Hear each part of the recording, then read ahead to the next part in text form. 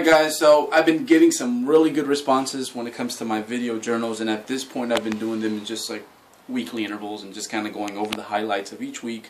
But one thing I want to get into, at least for the next month or so, I think I'm going to videotape specific workouts and take you guys through them and see how I organize my work.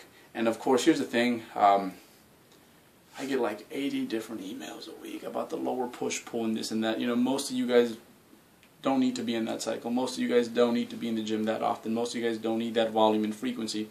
However, if there's something here and there that you can take from that, that's kind of what I want. I don't want to teach you guys, I don't want to tell you guys exactly what to do, but I want you guys to just take little things that can apply to your situation. So before I get into that, one thing about the way I organize my training, there's no set weights and sets. So there's no set sets. You know, some days it can be a 12 set day, and then some days it can be 36 sets. And why is it? It's because the way I organize my training is I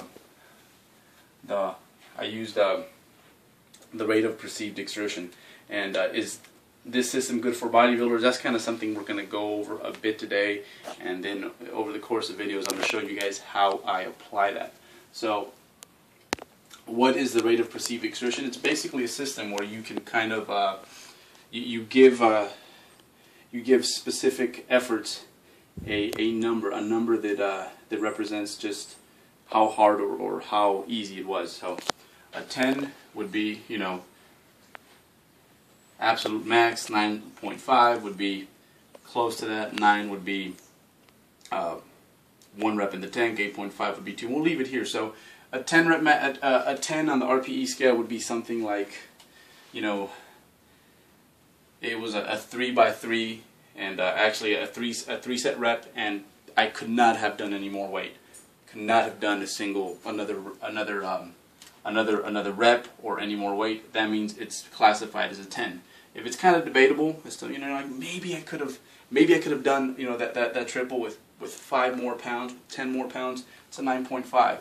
A 9 means it, crap, you know, I had 1 rep left in the tank on that set, and then an 8.5 means, you know, I had about 2 reps, you know, for sure 1, and then pretty sure I would have got the second one. So this is basically how I'm organizing my training, and to give you guys an idea as to why I love it. I think first of all, auto-regulation becomes more and more important the longer you do this. However, I think it's never too early to start. Okay, one thing about coaching and coaching athletes is that, you know, I definitely like to be the chief source of information for my athletes, but the thing is, a good coach is kind of like parenting. You teach them to make the right decisions when you're not there, and a system like this, it really empowers your athletes, and again, it makes them one with themselves, but with boundaries. So a good example as to how I use the RPE scale.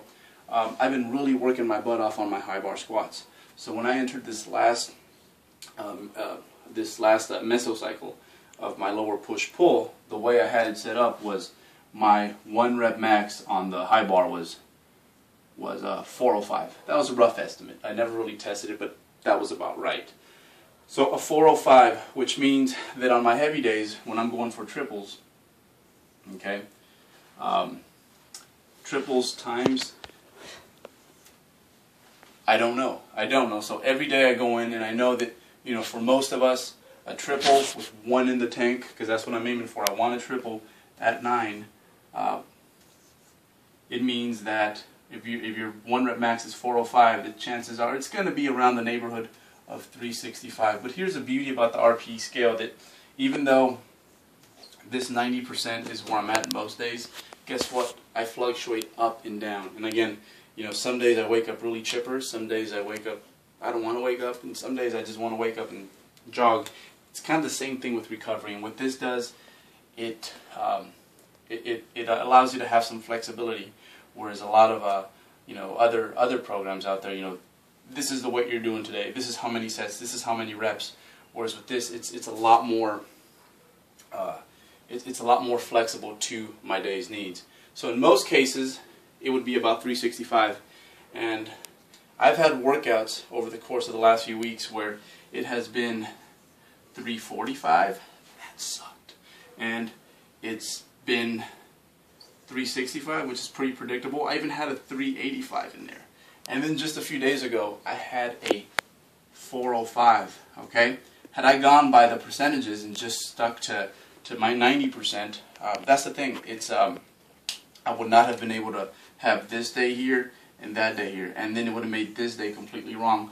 And so that's why I love using the RPE scale, and that's why I think it's valuable even to me as a bodybuilder, because it doesn't let me have.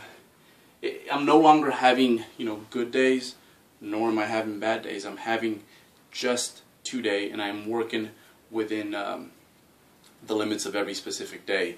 And as we go through the series, you guys are going to see how it actually not only lets me have some flexibility in terms of the day's loads, but how many sets I do during the whole day. And you know what? This idea is novel. I think when it comes to training and progression, powerlifters have been a little ahead of us, and there's so much that we can learn from those guys. So I'm gonna link you guys to a totally awesome website. Mike has done an awesome job just really getting this out here to the public, and it's got a wonderful DVD. And usually I won't tell you have to buy this, but this is one of those things where you have to buy this, you know, especially for those of you who are a bit more advanced and just want to get back to that auto-regulating, but have kind of lost that art, I guess. Because I guess we all kind of start with instinctive training, but we hop onto structure, and then sometimes, while there's nothing wrong with a routine that has certain sets, reps, and all that built into it, it's kind of nice to go back to basics. Specifically, as you become more advanced, and you know, recovery tends to be a bit more streaky, for the better or for the worse. But that's it, guys. Check that out. I'll link you guys, and I cannot wait to get the whole series going.